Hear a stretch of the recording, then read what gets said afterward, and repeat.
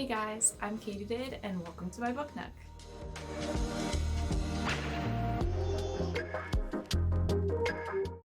I'm here today to tell you about a fantastic book that I just read, and it was shortlisted for the Women's Prize in Fiction. I can completely understand why I was in the running because it is fantastic. It is a retelling of a classic story that has been told and retold who knows how many times over, but it is now told from a perspective that is not as commonly heard from. And it is A Thousand Ships by Natalie Haynes. It is fantastic. It is a beautiful story. This is coming out soon. I believe it's next month, January 2021. I definitely recommend everybody read this. It is a story told to bring awareness to the views of the women and what they experienced throughout the Trojan War, both the Greeks and the Trojans. For those of you who aren't familiar with the Trojan War, but I'm assuming you are, it was between the Greeks and the Trojans. The rough story is that Helen of Sparta was stolen away by a prince of Troy, Paris. And he stole her away, and they locked themselves into the city of Troy for 10 years. And the Greeks called upon all people, all warriors that they could possibly know to go and fight to get Helen back. But 10 long years, they weren't able to breach Troy until finally they tricked them with the Trojan horse to sneak their way in and take down Troy and get Helen back.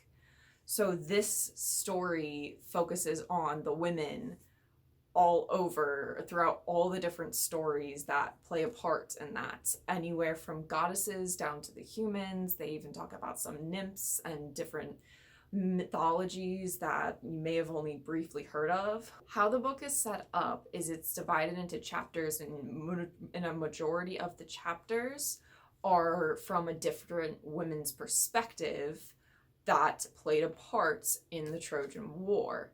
But there are a couple common themes that tie the book completely together.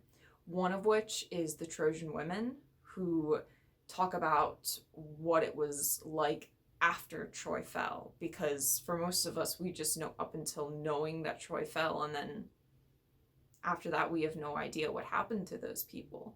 So it's their stories of what happened to them, because they didn't just disappear into nowhere. They actually had lives after Troy.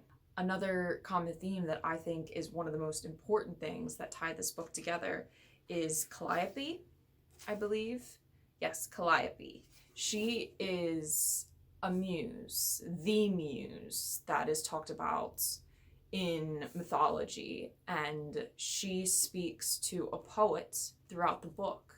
And it's this poet who's supposedly writing down these women's stories because she feels that this wasn't just the men's war, this was the women's war as well. I think on the back of the copy that I have, there's an excerpt from the book that says, "This is the women's war just as much as it is the men's. They have waited long enough for their turn, and now it's their turn to tell their stories." And they're fantastic stories. There's nothing too graphic, so if you are afraid of that, I mean, they touch on all the things that do occur to the women, but they never go into explicit detail of what anything happens to anybody, because it wasn't a good time. It was a very rough time for these women and these men going through this experience. But it is a beautiful story, and it shows that who we know played a part factually in history that we are definitely aware of, but then it also talks about the goddesses that supposedly what parts they may have played in that aspect. It is beautifully written. I enjoyed myself. I couldn't put it down. It's not a traditional story where it's in chronological order. It does jump all over the place, but you don't get confused. You know where you are at every point in the story. And it gives you a look into all the different women.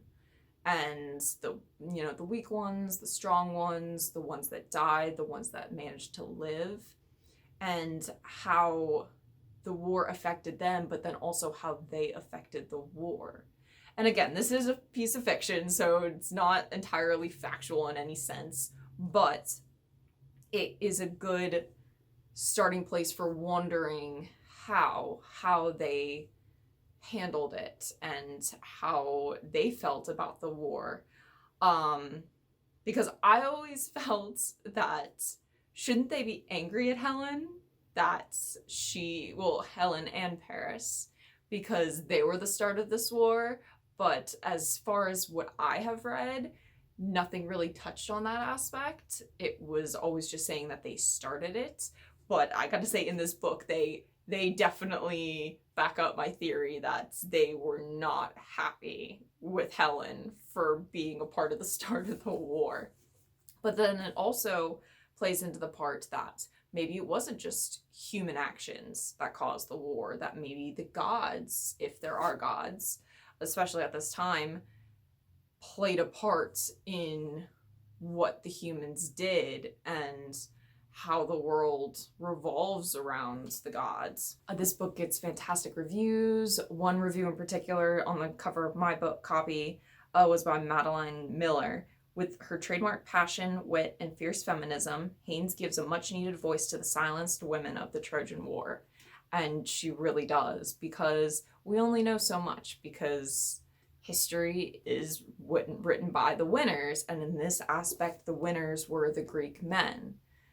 So we only know so much about just women in general. But this is definitely a recommended read. I really think anybody who's any slight interest in the Trojan War should read this with the idea that maybe this is what occurred. Maybe this is what these people were thinking when these different events occurred, and how maybe they thought they would be known in history. Because this book gives a much needed insight into the women's voices that have either been forgotten or just completely ignored over time from when the Trojan War occurred. So if you are interested, definitely check out this book when it comes out next month, and anytime after that. I will definitely be getting probably a hardback copy of this, because this is 100% a book that I am meaning to keep and will probably reread at some point in the future. Well guys, that's the end of my review, and I hope you enjoyed yourself, and tune in next time.